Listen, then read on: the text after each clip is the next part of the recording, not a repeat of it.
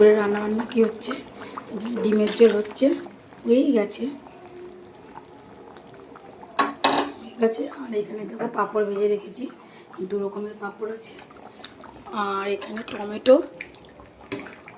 দিয়ে তেঁতুল দিয়ে ডাল করলাম, শুকনো লঙ্কা সর্ষে ফোড়ন দিয়েছি ডালে। আর এখানে গোটা গরম মশলা বেটে রেখেছি, ডিমের ঝোলটা হয়ে গেছে, দিয়ে দেবো। আর একটু ভাজা জিরে দেবো, এই যে ব্যাস, এখানে নামিয়ে নেবো। আর তোমরা বন্ধুরা কে কে ডিমের ঝোল খেতে ভালোবাসো অবশ্যই জানিও কমেন্ট করে।